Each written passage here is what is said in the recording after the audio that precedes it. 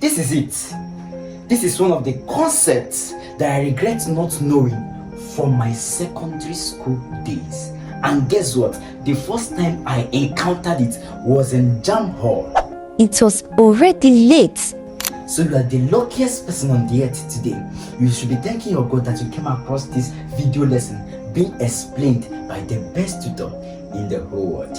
You're welcome to Redcon Online Learning. I still remain support. Now, if you scroll through my YouTube channel, you're going to find my YouTube video lessons, and I guess they are very valuable. So why not subscribe to my channel and give us a thumbs up, comment and share this link to your friends and to your classmates out there. Alright, today we are going to be talking about dimensions. Now, under this particular topic, we are going to be looking at the definition. We are going to throw the concept of dimensionless quantities, additions of quantities, applications of dimension, and I think we have three applications of dimension here. Verifying the correctness of a physical equation. Number two, deriving units of a particular physical quantity. Then number three, deriving the exact form of relationship between measured quantities. And we are going to, under this number three, we have equation that I've already written down. All right, so let's talk about the definition. Now, what is dimension? Dimension is a concept. It's all about expressing any physical quantity in terms of the three major fundamental quantities. What are the three major fundamental quantities? You have mass, length, and time. So is there a way we can reduce any physical quantity to this? Once you have achieved it, you have changed it to dimension. You are now doing dimensions, right? For example, velocity, acceleration.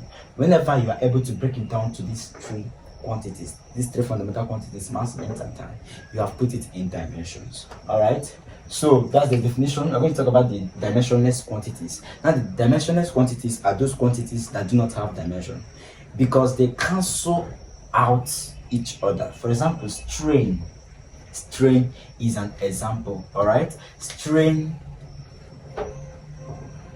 is equal to extension over length. Extension is length and length is another type of length, so they'll cancel each other, so it's just one.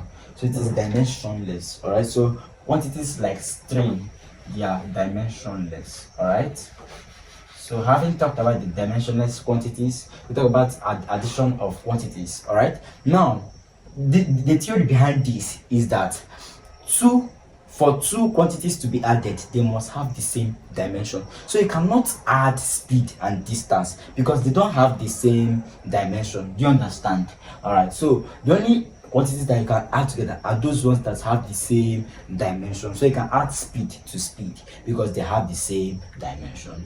Now, applications of dimension. The first one is verifying the correctness of a physical equation. So we have many physical equations in physics, and the most popular of them is the four equations of motion. We have V equal to U plus AT. All right, U equal to U plus AT. So we can verify if this is correct or if it is incorrect using dimensions. Now, V is what? Velocity, right? Okay, and velocity is what? Distance over time. Distance is what? Meters. Remember, the reference is MLT. M for mass, L for length, and T for time. So distance is meters. Sorry, distance is length, then time is T. All right. So this is literally LT raised to power minus 1. That's the dimension of velocity. Now this is another velocity too. So it's also this. Now, AT, acceleration times time. Now, what is acceleration? Acceleration is velocity over time, times this time.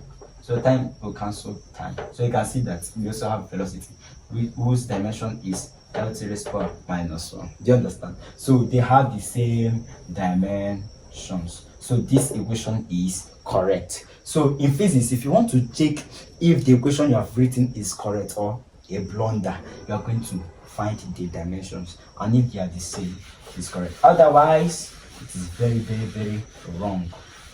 All right, so The second application of dimension is deriving units of a physical quantity. Deriving the unit of a physical quantity. So let's take these physical quantities. For instance, firstly, let's take acceleration. What is acceleration? Velocity over time, right? So velocity is distance over time. All right, we can do it differently, then put it here. Acceleration, the velocity is displacement over time.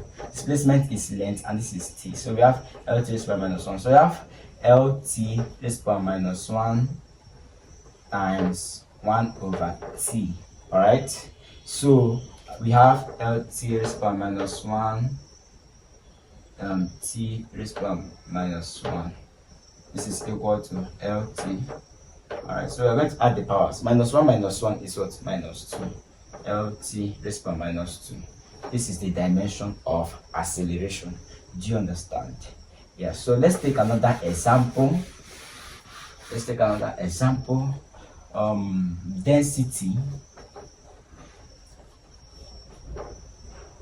Density is mass over volume, right? So mass is m, while volume is length times breadth times height, and all of them are length. So we are going to have L raised to power 3, which is ml raised to power minus 3. All right. So this is the dimension of what? Density. Okay. So you can see that we can use it to derive the unit of a particular fundamental quantity, whether fundamental quantity or derived quantity. All of them are physical quantities. All right. So the next application, which is one of the most complex and the most set in examination. So you are going to pay apt attention now. So it is deriving the exact form of relation between measured quantities. That reminds me, have you subscribed to this channel? We want to make this channel as big as Mr. Beast's channel. All right, so go ahead and subscribe. All right, so deriving the exact form of relationship between measured quantities, and we have this particular problem here. So we are going to be having two quantities or two items. So we are trying to correlate whether they relate to each other. We are going to look for the relationship between them. So the period of vibration T of a liquid drop depends on the density.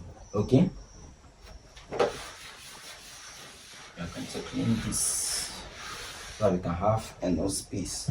The period of vibration, okay, T depends. Whenever I see depends, you can just put directly proportional. All right, on the density, radius, and surface tension of the liquid. This is how to do it. No matter the question, you're going to do it linearly like this. Write the first one, put your directly proportional, then put the remaining quantities. Okay, so use dimensional analysis to deduce an expression for the dependence of the period of vibration to of the liquid drop on these quantities, on these three other quantities. All right, so you are trying to deduce a relationship. All right, so introducing the constant of proportionality, we are now going to have T equal to K density reduce surface tension. All right, so one of the things that you're going to do is to make sure that you have MLT on both sides so that you can equate their powers. So what do I mean? So since we have T here already, we can introduce M, and M can be M raised to power 0 because M raised to power 0 is something as 1, so it makes no difference too. So we have M raised to power 0, then T raised to power 1, just to make sure that we have the three the three quantities, the three fundamental quantities in place, in case anyone we can correlate or relate it with in the second aspect or part of the equation. So we have K. So we're going to have density. What's the formula for density? That's mass over volume. Mass is M, the volume is L raised to power 3. So we have M raised to power L, ML raised to power minus 3. Okay? So, but before then, we're going to denote powers here. X, Y, Z. Alright? X, Y, Z. So what we are going to do now is to write m raised power minus 3, okay, x. All right, but to maximize space, you can just open the bracket at once. N raised power x and n raised power minus 3x. I'm sure you can understand this. Okay, then r raised to power y. What is r? R is radius, which is length. So we have length raised to power y. Then what is y?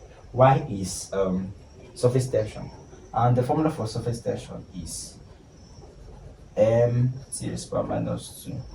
This is the dimension of surface tension. All right, so we introduce it here.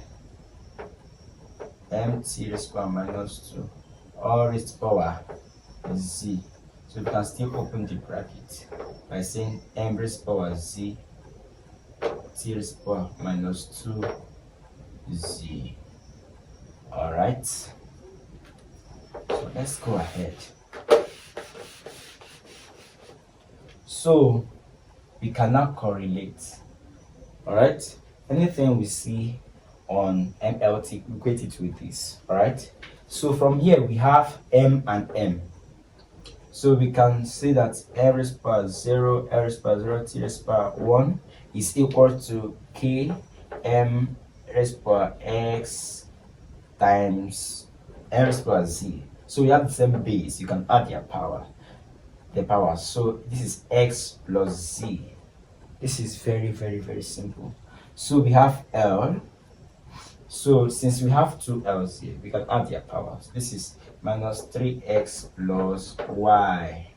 Then the last one, t, which has the power of minus 2, is z. So we can now correlate them successfully to get the answer to this question. Do you still want me to solve questions on this particular application? Let me know in the comment section so that you will anticipate a new video. So m, the power is 0, so we can say that 0 is equal to x plus z. All right, m is equal to x plus z. Okay, so 0 again, let's take L, is equal to minus 3x plus y. So from here we can say that y is equal to 3x. All right, that's why we move minus 3x over to this side. Okay, now for t, we can say that 1 is equal to minus 2z. Divide both sides by minus 2, you can say that z is equal to minus half. All right, okay, so from here we can also say that x is equal to minus z. That's when you move z over to this side, it becomes minus z. So this is now equal to minus times minus half, right? Which is now 1 over 2. So x is 1 over 2, z is minus 1 over 2. Then what will y now be? Remember, y is 3x, so it's now going to be 3 times 1 over 2, which is 3 over 2. Very simple. So as we've gotten this, we're not going to put it here. Okay, so we have that t now is equal to k p raised to power. What's the value of x? X is half. All right, then r, what's y? The value of y is 3 over 2. And what is y? So r, the value is the power is 3 over 2. Then y, the power of z, that's z, the value of z is half, right? Yes, minus half. So this is the relationship. I guess it's very, very simple. Very simple. But if you don't know this, you're going to actually find it a whole lot difficult. Okay, so please, if you need more exercise on this for clarity, I'll be glad to make another video. All right, so do want to subscribe to this channel and let me know your questions in the comment section. All right, kudos.